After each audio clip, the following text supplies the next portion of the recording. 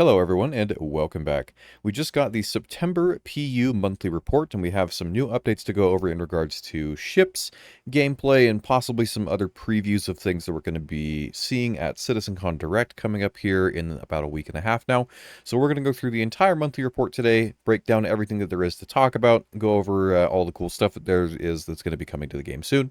So let's go ahead and talk about it.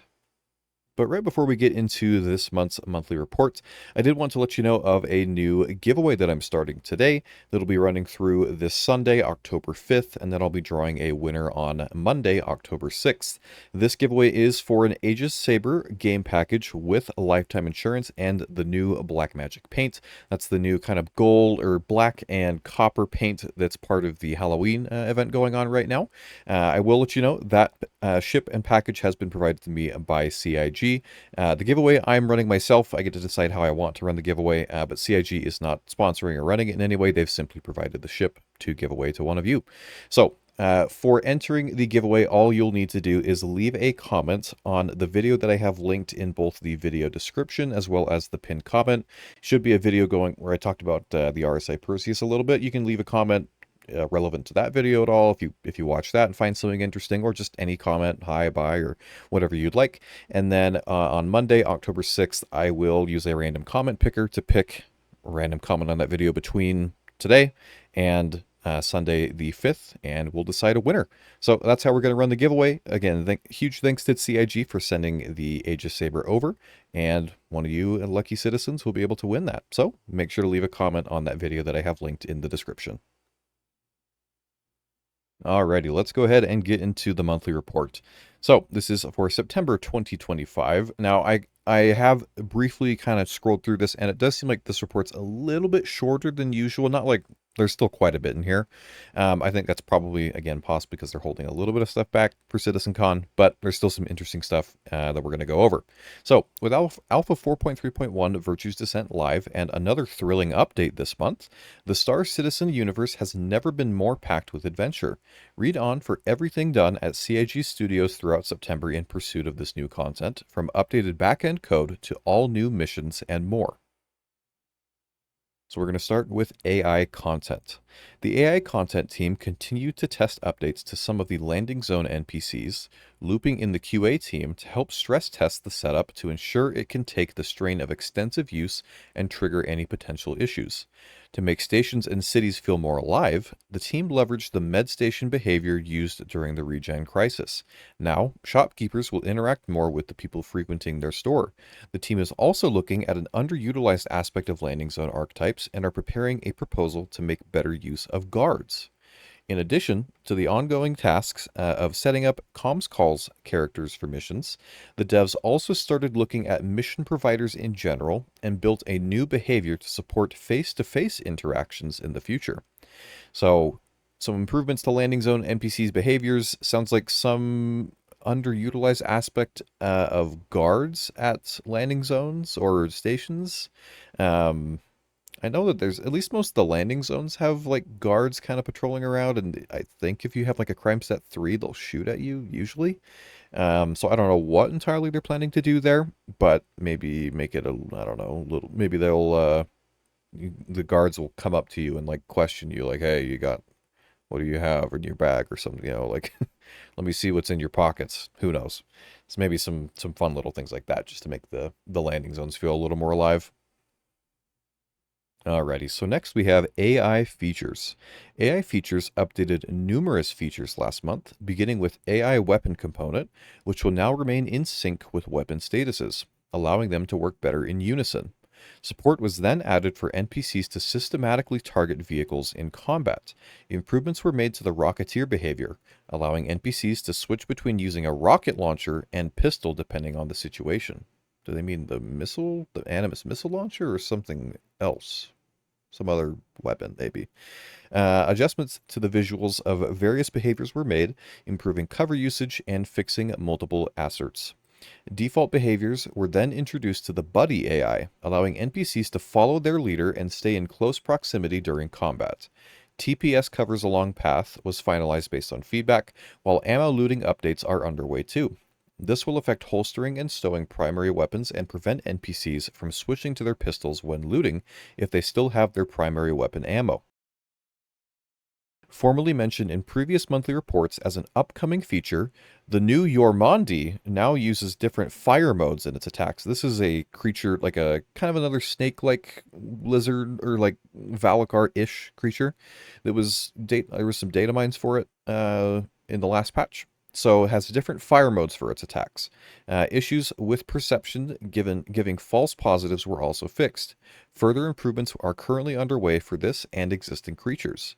In addition, new functionality was added for testing first reactions by generating test cell level variants, making rapid iteration and testing easier for each situation. This includes testing for first reactions and animation flows. So there's some interesting little things in there. Again, the primary thing is they're mentioning by name now the new creature, the Yormandi. Maybe that means it's going to be included in the next patch. Maybe it'll be part of the new event that we might have. It sounds like there's some other creatures that they're going to be using these different fire modes to its attacks. I don't. Some of the data mines that there had been for this creature was indicating that it might have like a beam attack. So maybe like a quick beam or like a charge up beam or so. I don't know. Like, and I'm sure like melee attacks as well. So we'll have to see. But some very, very interesting stuff going on for creatures and lots of AI stuff. Next, we have AI tech.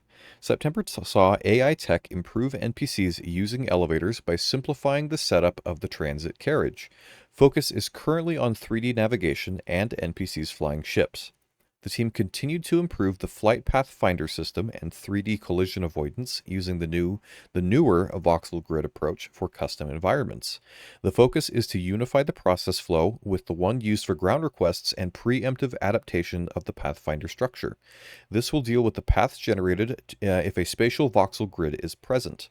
This also includes the introduction of distinct parallel jobs for search and refinement, and how the flight path is constructed. Additionally, hard turns have been introduced alongside allowing ships to get nose on target more quickly. Development was done on AI perception code, with the team fixing issues with knowledge escalation when seeing enemies between the primary and secondary fields of view. Direct perception was also introduced, which simulates knowledges at a distance. For example, when NPCs communicate via comms. This enables systemic reactions to NPCs being killed while talking, even without direct line of sight. Improvements were then made to the way assignments are queued in relation to the usable builder tool. Crashes during general use were also fixed, such as when changing alignment slots and expanding the line pop-up edit for geom and helper geom editing. Updates were made to the AI sequence system, which manages AI's agent scripting in the flow graph.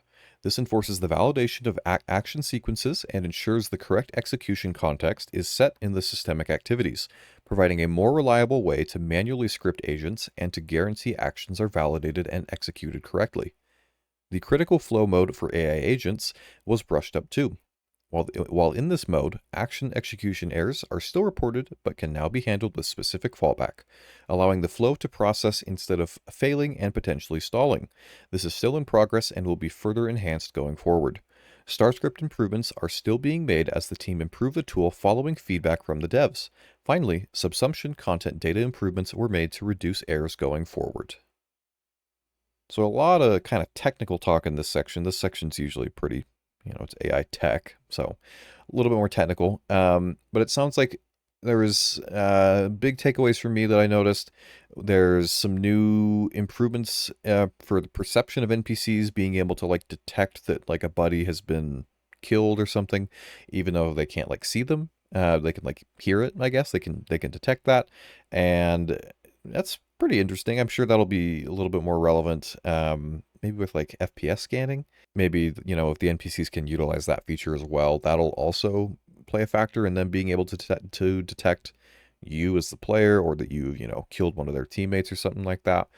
So it sounds like they're setting up some things for the NPCs to continue to have better and better behavior for different missions and, whatever content they want to use them in. Next, we have AI, the Game Intelligence Development Team. This is a short section this month.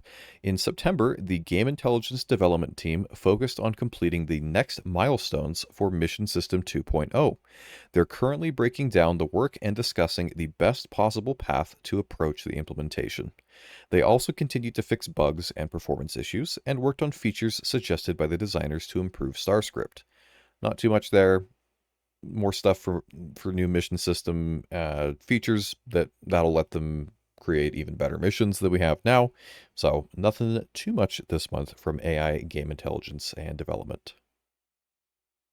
Now, this is an interesting section. This is animation. The animation team continued to work on an upcoming creature and boss fight alongside supporting a new mission giver. Facial animation processed through new performances that were captured in late August. These include characters that will be present in multiple upcoming releases, including a returning air traffic control voice. Is that, I don't know what that would be. The first thing I thought of was I think I've heard I didn't play the game when Levski was around that you could play, but I heard that had its own unique ATC, so maybe it's for Levski, maybe we're gonna get some Nyx stuff. We'll have to see. You never know. Or maybe there might be some other one, or maybe they're gonna just change around something else, some other ATC person.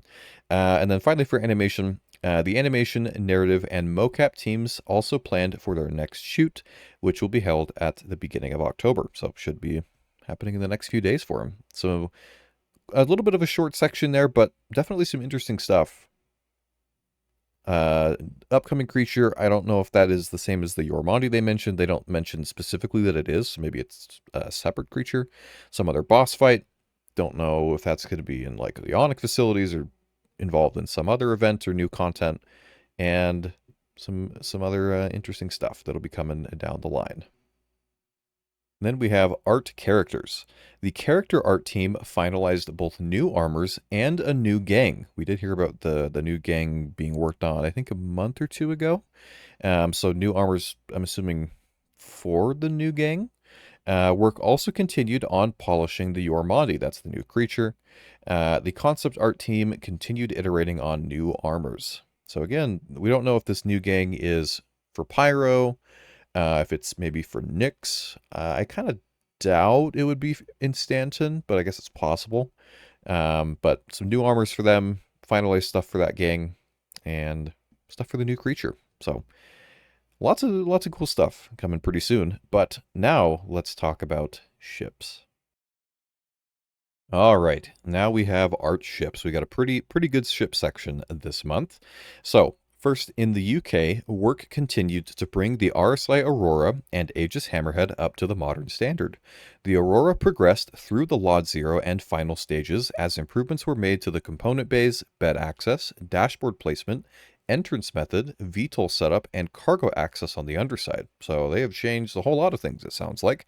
But it's already in Lot 0 in the final stages, which makes it also sound like they're already almost done with it. So that makes me think they likely didn't do like a crazy redesign or like rework of the ship per se. It's probably going to look mostly the same, but I would guess you're going to have some component base probably on top of the ship, maybe on the side.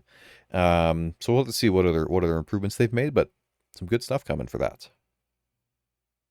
And then we have, for the Hammerhead, focus was on implementing the improvements made to the base corridor kit from the recent Idris release, alongside making sure the component bays and relays are suitably placed and accessible. So I don't know if that means like the color scheme is going to change inside the Hammerhead, because right now the Hammerhead has very similar, like the panels themselves are pretty similar to the Idris. They're just kind of a different color scheme than the inside of the Idris, so I don't know if that's going to change. The component bays, making those accessible. We'll have to see what they change there, if they make any component changes in the first place, like what components the Hammerhead has or anything. So we'll have to see what happens with that. Then we have the first of two images that are part of this sneak peek, or this monthly report.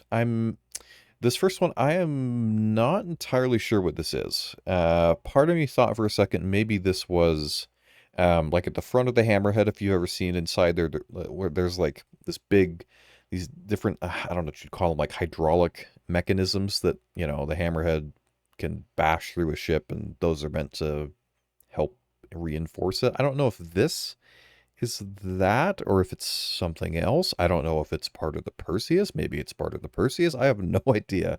Unfortunately, this is a bit too obscure, I'd say. So I don't really know for now on this. If you have any thoughts on what this image is, though, if it's a particular ship, maybe something we know about, or if you can maybe tell like maybe what manufacturer it is, make sure to let me know down in the comments below. But that is the first little teaser image we have as part of this monthly report. All right, so now next we have the Paladin progressed into the Lot 0 phase, with final adjustments being made to the main quad turret to ensure its movement is unhindered in both flight and landed states. The downstream teams kicked off their work on the ship too. So the downstream teams, that's I think going to be like the VFX and like the sound guys and stuff like that. That's again typically some of the last stuff that's done. Of course that was done during September. We're in October. It's been heavily rumored and implied that the Paladin is likely to come at CitizenCon. So I think this statement about lines up with that. So I think we can expect to most likely see the Paladin and maybe a couple of other things come at CitizenCon, which will be very fun to see. Then we have some news for the Hull B. The MISC Hull B is now well into the white box phase. The majority of the interior was implemented to the required level, while adjustments are currently being made to the exterior mesh to meet the gate requirements. So I don't know what changes they've made to it, but it's in white box. So I wouldn't be surprised if we see this between maybe we see it like March or April next year if they go quick on it. Otherwise, maybe it's like a summertime ship or something like that. I doubt it would be at Invictus personally, but you never know. And then following last month's work, the Drake Ironclad and Ironclad Assault, plus the updated command module, are approaching their combined white box gate review. I thought they said though last month they were approaching the white box gate review, so I don't know. Maybe they had some additional stuff they had to do for that. But Ironclads are still progressing, about to go into gray box. Now, this next line is interesting. This says the 4 unannounced vehicles also continued development throughout September. The first is approaching its Lot 0 review, while the second progressed through the Lot 0 gate and is now in its final stage. So one of those is probably just about done. The other one might be something for IAE. But then the third, a variant of a popular recent release, is receiving Greybox and Lot 0 work in tandem due to the nature of the changes. The fourth passed its Greybox review early in September, with the Lot 0 work due early October. Some of the downstream teams began their tasks too. So this third one, a variant of a popular recent release. Now, who knows what that means? From variants of a popular recent release, while we have the Apollo from last patch, we have the Wolf, which I doubt will have a variance. I think when they've hinted more that it'll probably have some additional weapon options, possibly at IAE. Before that, what did we have? We had the Meteor, I think. Then we had the Prowler Utility, and that's like the last several. So I don't know. Maybe it's well, last month they mentioned that the team that had been on the Apollo moved on to a related but unannounced ship. Maybe there is like an Apollo variant that's already pretty well progressed through, production. Maybe it's going to be like a general purpose one. Maybe that's what they're referring to here. I don't know. If you have any thoughts on that as well, what you think that could be, make sure to let me know in the comments. And then next we have another teaser picture. This is, I think, very clearly the interior of a Drake ship. I don't know if this is meant to be the Ironclad. This kind of feels a little bit too done to be the Ironclad, if the Ironclads are still in white box technically. So maybe this is the Drake Flappy Bird, the weird silhouette thing from CitizenCon that people have been trying to figure out what it is for forever. Maybe this is that. Maybe it's some other unannounced Drake ship. It's definitely something with an interior. I don't know if this is a cargo lift or just like a elevator. I can't quite tell. It could be either, really. So yeah, some new Drake thing.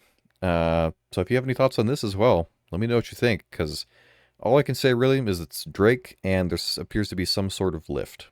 Beyond that, I don't really know. Next, we have the North American teams began the month finalizing fixes for the RSI Apollo ahead of their release. Various optimizations were also made following player use in the PTU. And we know that the Apollo's out. As far as I know, mostly works okay. Then we have Lot 0 for the RSI Perseus was also passed early on in the month, with the team moving on to the final touches and downstream teams beginning to close out the ship. So the Perseus is getting very, very close. Again, I'm very, very confident we'll get this at IAE. It'll be kind of, I'm assuming, the big ship that's sold as part of IAE, but I wouldn't be surprised if we get kind of a little teaser look through of it at CitizenCon. So Perseus is getting very, very close. And here we have some other big news. The white box phase officially kicked off for the Drake Kraken in the latter half of the month. Last month's pre-production phase led to numerous improvements and adjustments to navigation, flow, and interactions throughout the ship.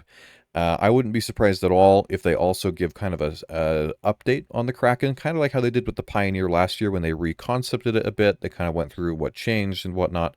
I would not be surprised if we see a little bit of a look at the Kraken and what they have updated as well on this. So yeah, that'll be cool to see. But the Kraken is officially in production now. And then finally, for ships, 2 unannounced vehicles progressed too. One moved through the gray box phase, while the second entered white box. Those ones are probably not going to be till either at the earliest the end of the year, or ships that will be coming out early in next year in 2026. So quite an interesting ship section. Some teasers that I don't know. They're too obscure to really obviously tell that much about what these ships are, which I know they're doing intentionally. But some pretty interesting news on some of the other ships, like the whole B, the Perseus is almost done, the Kraken, all that sort of good stuff. So next we have our core gameplay section, and this one is fairly short this month. I do think that's intentional because they're probably going to be showing a lot of this, or talking a lot about this at CitizenCon, but we'll go through it. So for core gameplay, as part of ongoing medical gameplay improvements, the team provided support for bespoke take and place animations and reworked the implementation of players clearing their respawn point in vehicles. Bug fixes were implemented for the medical screen, along with improved validation to make it easier to spot errors. I'm pretty sure the take and place animations was for the med gel, I would assume. Tiered medical bed spawn ranges were re-implemented for more robust compatibility with server meshing. Additionally, new controls were exposed to the designers that allow them to control healing cost per medical bed tier, while additional data was exposed to the UI designers to add new information to the medical screens. For engineering, the team continued iterating on playtest feedback and hardening the feature ahead of wider scale testing. So, hopefully tech preview for engineering soon, TM. The vehicle command module feature continued through its pre-production phase, with the devs completing the prototype and technical design. Additional debug tooling revealed various issues with the underlying docking system, prompting an effort to fix critical flow issues. Flight gameplay also progressed throughout September. AI can now correctly utilize control surfaces in atmosphere and adhere to their velocity goals. Annunciators are no longer required to be attached to a dashboard to be functional, allowing for more flexibility in cockpit design. The team also prepared for focused testing of the improved flight model. The ongoing inventory rework progressed with the implementation of equipment and equipped item slots. Further functionality was added to the paper doll UI and search bar. The team also exposed controls to help design refine the rules for proximity looting. So, not a super in-depth core gameplay section or anything, but hints are there's the medical changes, but those are already in. I don't think there's going to be really any more medical changes. Engineering sounds like we're getting quite close to getting a tech preview for it. Slowly working on that vehicle command module feature. Flight gameplay. I know that there was supposedly going to be a play test for that recently, I think. Might have heard some other stuff about. I don't remember entirely, but so some flight changes. AI can use the control surfaces and inventory stuff. So not super in depth here, but again, I think they're going to show off a lot of this stuff at CitizenCon. So I think the vagueness of this section can also kind of hint at that. So I would look forward to seeing CitizenCon in about a week and a half, and we'll get some, hopefully, a little bit more in-depth news and updates on these features at that time. So next we have economy. The economy team began the month exploring how to make players' impact on freelancing commodity trading more impactful and longer lasting. In the process, they adjusted offer and demand at some locations while tuning profit to fit the current level of the economy. The team then evaluated the data on the drop rates of some rare items and made them more prevalent. I think that's probably for like pure Karenite. They made that a little bit easier to find. And then the cargo manifest found in spawned ships were also redesigned so their value doesn't undermine the intended gameplay for certain missions. So, not too much there. It sounds like some tweaking with commodity trading stuff, but otherwise, not too much from the economy team this month. Next, we have mission design. Mission design began September, finalizing the last narrative mission for the ASD facilities before looking forward to the rest of the year's content. They also began removing old factions players will no longer work with and reorganizing the ones they will. Alongside this, the team reviewed bounty missions and added comms notifications for the mission provider. This is part of the ongoing initiative to bring older missions up to standard. Mission design also worked alongside engineering to solve long-standing issues with spawn closets and made more fixes to the mission generation systems. So, finish out the ASD stuff makes it sound like there won't be any more ASD Onyx facility stuff. But they moved on to the rest of the year's content. So whatever's coming in 4.3.2, and then the couple of other patches we'll have for the rest of the year. So that makes me think maybe the boss fight they hinted at earlier in the monthly report won't be at Onyx. It'll be somewhere else, some other new location or something. Next, we have narrative. In September, the narrative team focused on tasks to help close out the rest of the year strongly. They focused on crafting scripts that will add additional dynamic conversations, a new Kovalex mission representative, vendors, and customers to the game, and spent time generating mission text and lore discoverables for several upcoming events. Narrative then worked alongside with the environment art and branding teams on the signage and environmental storytelling for several incoming levels. Time was also spent planning narrative initiatives for the next year. This was an excellent opportunity to learn from the recent releases and continue to strengthen the players' narrative experiences across the game. So, new mission representative for Kovalex. So maybe some new missions or something related to that. And then new lore discoverables for upcoming events. So maybe like some more audio logs or little things you can read or something. And then sounds like they worked with environment art for signage and environment storytelling for incoming levels. So sounds like we're going to be getting some more new locations, I would guess, going off of that, and then stuff for next year. So nothing, narrative usually isn't a super crazy section, but it does give some interesting hints into some of the incoming stuff that we're going to be getting probably here in the next couple of weeks or couple of months. Now we have online technology. Last month, the Live Tools team updated the error reporting pipeline, including moving Panic migration from Heap to Laravel. I don't know what that means. The Panic web app tool can now configure stream settings, removing dev time by allowing users to define the configuration of each stream themselves. The symbolizer was also rewritten to be event-driven, making it more stable and scalable. Progress was made on a new web app to configure Bootstrap settings, which will provide a more accessible display for its users. For Hex, implementation began of the audit log UI that will extend the system's filtering and sorting capabilities. Concepting for Hex 4.0 continued too. The online services team continued to work on item recovery and the blueprint service alongside continued bug fixing and support. So some more technical stuff in that section, but that last line there, they worked on item recovery. As far as we know, it's still tier 1 that they're working on, and then the blueprint service, which is going to be for like your crafting recipes and things like that. So they're working on that among a bunch of other technical stuff to make improvements to the game. All right, we're down to our last two sections here. We have research and development. In September, the research and development team's focus remained exclusively on analyzing performance and optimizing engine and game code.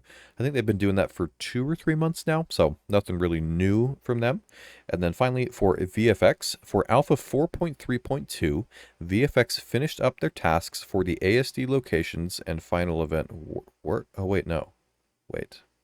Well, that makes it sound like this is going to be something at the ASD locations that I'm a little confused. So maybe this event is going to be at ASD and maybe it's not. I don't know. Anyways, but while the Apollo Triage and Medevac received their VFX passes, production continued on the Yormondi and its related locations too. So that's the creature and some other related location for it. So there are new locations coming. But now I'm just confused as to what's going where. But we'll see. And then finally, VFX passes were also began for vehicles coming later in the year, alongside pre-production for upcoming locations and missions starting in the next week or so. So there we have it. There is the September monthly reports. Definitely a little bit less than, the typical monthly reports have had. But again, a lot of that is because we're going to see a bunch of the new things at CitizenCon or updates to a lot of the things they would normally talk about in the monthly report. So don't have to wait too much longer to see some of that progression there, what updates and changes they've made. But some really good updates for ships. I think that's probably the big highlight for this monthly report. Lots of good ship news. New ships coming along, some ships that are getting some reworks done. Old ships like the Hull B and the Kraken are like officially in production now. The Perseus is just about done. So some really good stuff coming down the pipeline. I'm sure we'll see a couple of new ships at CitizenCon and a bunch more at IAE as well. So some really good stuff coming in the near future. But if you have any thoughts on what we talked about in the monthly report today, definitely make sure to let me know down in the comments. Again, if you have any thoughts on the teaser images in the ship section, on what you think the ship is or what it could do, definitely let me know as well. But if you enjoyed the video, feel free to leave a like, as it really helps the channel. Again, there is the giveaway that I'm running for that Aegis Sabre with LTI and the game package and the special new Halloween paint. You can enter that giveaway by leaving a comment under the video that I have linked in the video description or in the pinned comment, and then you'll be automatically entered for that, and I'll be drawing that on next Monday. So that's going to do it for this video. Again, if you liked it, make sure to leave a like, and if you want to see more Star Citizen news videos, feel free to subscribe. I hope you have a wonderful rest of your day, and I will see you in the verse.